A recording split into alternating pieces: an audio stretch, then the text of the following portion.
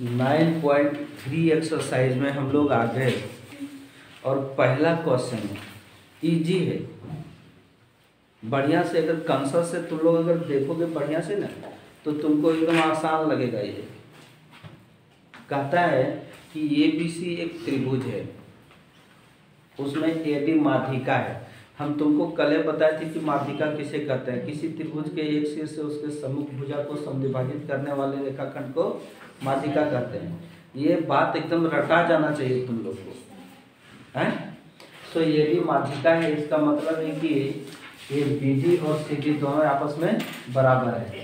हमको और अच्छा AD पर एक बिंदु E है। E बिंदु जो है ना वो कोई जरूरी नहीं कि वो मध्य बिंदु है, एक बिंदु E है। AD का मध्य बिंदु E नहीं कहना, ठीक है। अब इसको सिद्ध करना है ABE। ABE कहाँ पर है? ABE त्रिभुज हमको दिखाई पड़ा ये वाला ना, इसका क्षेत्रफल और ACE माने ये दोनों का क्षेत्रफल को बराबर सिद्ध करना है। सिद्ध कर देते हैं बराबर। ध्यान देना पड़ेगा, कुछ करने का जरूरत नहीं है, यहाँ बस केवल देखने का जरूरत है। त्रिभुज ABC में AD माध्यिका है। AD माध्यिका है ना, इसलिए area of ADB is equal to area of ADC। देखो ना ADB और ADC दोनों का क्षेत्रफल बराबर होगा या नहीं होगा। कल ही तुमको बताया था कि किसी त्रिभुज का माध्यिका वो दो बराबर क्षेत्रफलों में विभाजित करता है। तो ADB यानी बड़ा वाला त्रिभुज और उधर से ADC वो बड़ा वाला त्रिभुज का क्षेत्रफल बराबर है। हम इसको देखे थे उप प्रमेय में, इसको हम सिद्ध करके तुमको दिखाए थे। हम इसको समीकरण 1 मान लेते हैं। नहीं, अब हमारे बीच एक और त्रिभुज है EBC। अच्छा EBC में ED माध्यिका है कि नहीं? उसको भी तो माध्यिका कहेंगे। तो ED माध्यिका है, ठीक है। जब माध्यिका है तो एरिया ऑफ EDB दिखाई पड़ा तुमको, is equal to area of EDC है। ये भी हम उप प्रमेय से लिखेंगे, उप प्रमेय से, और इसको समीकरण 2 करेंगे। हम क्या करेंगे कि समीकरण 1 में 2 को घटा देंगे तो जो बचेगा वो हमारा ये बचेगा। कहने का मतलब कि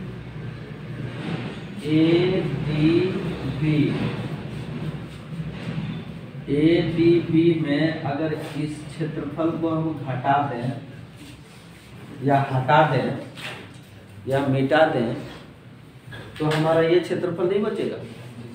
यहाँ पर लिखेंगे समीकरण 1 में 2 को घटाने पर यहाँ कर देते हैं तो area of ADB minus area of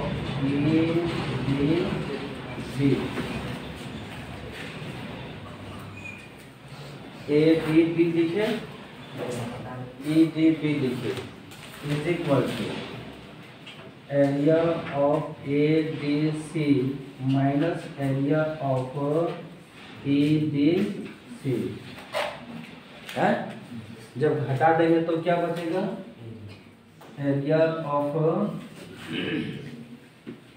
ABE बचेगा और उधर से एरिया ऑफ ACE बचेगा। यही हमको प्रूव करना था। नहीं समझे क्या कि इस पूरे क्षेत्रफल में जो कि हम यहाँ लिखे हुए हैं उसमें इस क्षेत्रफल को हम घटा देंगे जो कि यहाँ लिखे हुए हैं तो हमारा बच जाएगा ये वाला है। उसी प्रकार हम इस पूरे क्षेत्रफल में, ठीक है, हम इस क्षेत्रफल को घटा देंगे तो हमारा ये क्षेत्रफल बचेगा। वही तो लिखेंगे नामकरण करके। क्लियर?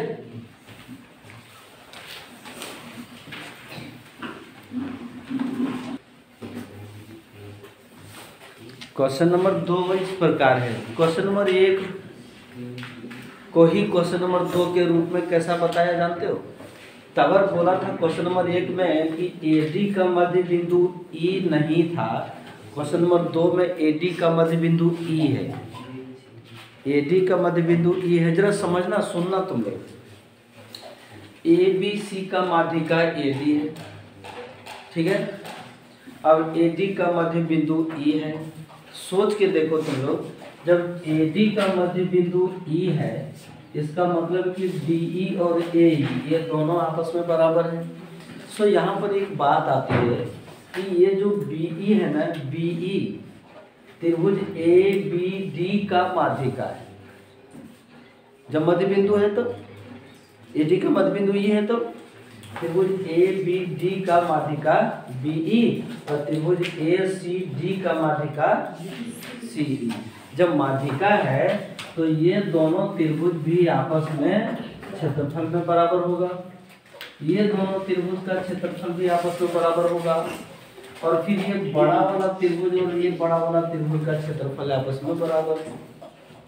इस तरीके से ये चार को जो छोटा त्रिभुज बना उन चारों छोटा त्रिभुज का क्षेत्रफल आपस में बराबर है। चारों त्रिभुज का क्षेत्रफल को जोड़ देंगे तो बड़े त्रिभुज एबीसी का क्षेत्रफल बन जाएगा। ठीक है, तो देखना त्रिभुज ए बी सी की माध्यिका इज इक्वल टू ए। इसलिए area of A B D is equal to area of A C D. होगा या नहीं होगा? दोनों बड़ा त्रिभुज का क्षेत्रफल बराबर। लिखेंगे ए डी का मध्य बिंदु ई है। एडी का मध्य बिंदु ई है, इसलिए त्रिभुज ए बी डी की माध्यिका बी है। ए बी डी की माध्यिका बी होगा कि नहीं होगा?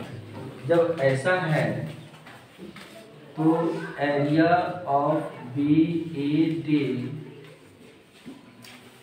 Area of B A D is equal to area of A B B, A B E, A B E. फिर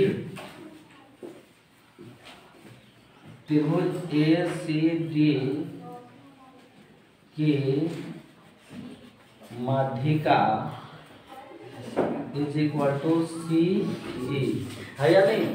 तो इसमें इस त्रिभुज और इस त्रिभुज का नामकरण हम कर देंगे तो area of C E D is equal to area of A C ई।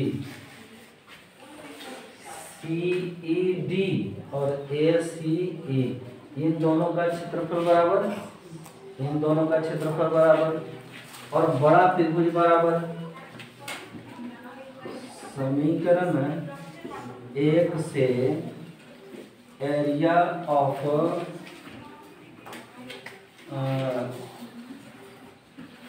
क्या है, A B D is equal to area of A C D. ये दोनों समीकरण 1 में है ना, बराबर दिया हुआ है ना। ठीक है, अब ये दो बराबर क्षेत्रफलों में विभाजित हो गया है। दो बराबर क्षेत्रफलों में कहाँ विभाजित है? समीकरण 2 में। और ये भी दो बराबर क्षेत्रफलों में विभाजित है। कहाँ पर? समीकरण 3 में। तो इसके बदले हम ये चीज लिख सकते हैं। तो यहाँ पर लिखेंगे कि area of B A D is equal to area of A B ई।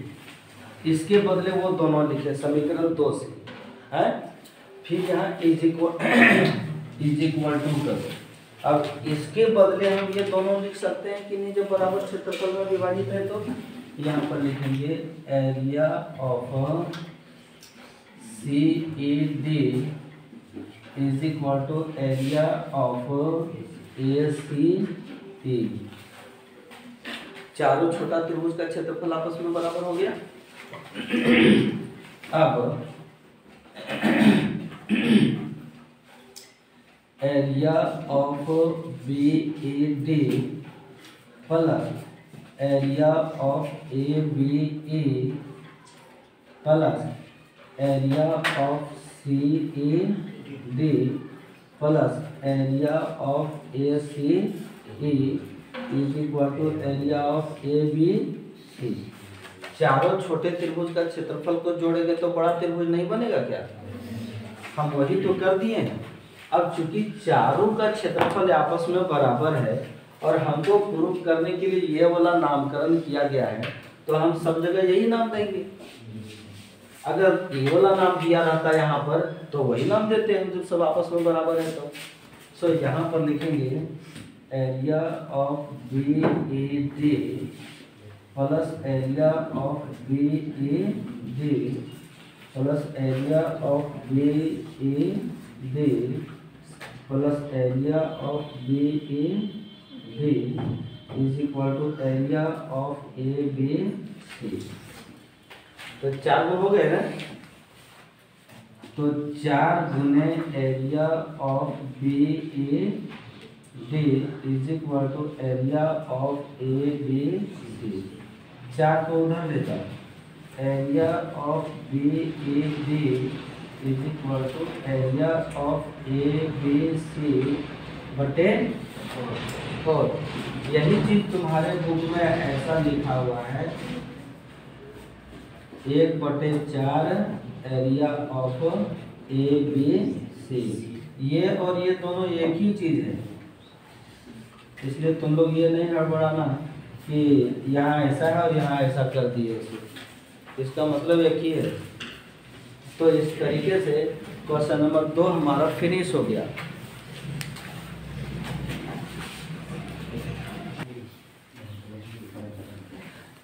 देखो क्वेश्चन नंबर 3 एक समांतर चतुर्भुज कहता है। एक समांतर चतुर्भुज के दोनों विकर्ण 4 बराबर क्षेत्रफलों वाले त्रिभुजों में विभाजित करता है। 4 बराबर क्षेत्रफलों वाले त्रिभुजों में विभाजित करता है। इसका मतलब क्या समझा? इसका मतलब समझा कि area of A O B is equal to area of B O C is equal to area of C O D is equal to area of A O D. 4 बराबर क्षेत्रफलों में विभाजित करेगा ना। तो 4 बराबर क्षेत्रफलों में विभाजित करेगा। हम इसको 2 तरीके से सिद्ध कर सकते हैं। सबसे पहले तो हम इन चारों त्रिभुजों को आपस में सभी को सर्वांगसम कर दें। नहीं, सर्वांगसम कर देंगे तभी हो जाएगा। और अगर नहीं तो माध्यिका वाला जो टेक्निक है ना, वो माध्यिका वाला टेक्निक लगा देंगे हैं, तभी हो जाएगा। जैसे क्या कि समांतर चतुर्भुज के विकर्ण एक दूसरे को समद्विभाजित करते हैं। अगर हम त्रिभुज ए बी सी की बात करें, त्रिभुज ए बी सी की बात करें तो ए सी का मध्य बिंदु O है और इसका मतलब है कि बी ओ जो होगा वो माध्यिका होगा। जब बी ओ माध्यिका होगा तो ये क्षेत्रफल और ये दोनों का क्षेत्रफल समान हो जाएगा। ठीक है। अब अगर त्रिभुज बी सी डी की बात करें हम, तो बी सी डी की बात करें तो बी डी का मध्य बिंदु O है, इसका मतलब सी ओ जो है तो वो माध्यिका हो जाएगा। तो इस तरीके से ये दोनों त्रिभुज का क्षेत्रफल बराबर हो गया। इसका क्षेत्रफल इसके बराबर, इसका क्षेत्रफल इसके बराबर, ये तीनों का क्षेत्रफल आपस में बराबर। अब रहा गया ये नहीं। अब ये वाला जो क्षेत्रफल है वो ए बी डी त्रिभुज अगर हम लेते हैं तो ए बी डी का मध्य बिंदु ओ है, तो ए ओ माध्यिका है, तो ये दोनों का क्षेत्रफल आपस में बराबर। तो इस तरह से माध्यिका वाला रूल लेकर के भी हम इसको क्षेत्रफल बराबर कर सकते हैं, नहीं तो सर्वांगसम करके भी बराबर कर सकते हैं। अब सर्वांगसम तुम कैसे करोगे इसको? इन दोनों त्रिभुज को हम सर्वांगसम आसानी से कर सकते हैं, एस ए एस से, ठीक है। इन दोनों को भी हम एस ए एस से बराबर कर सकते हैं।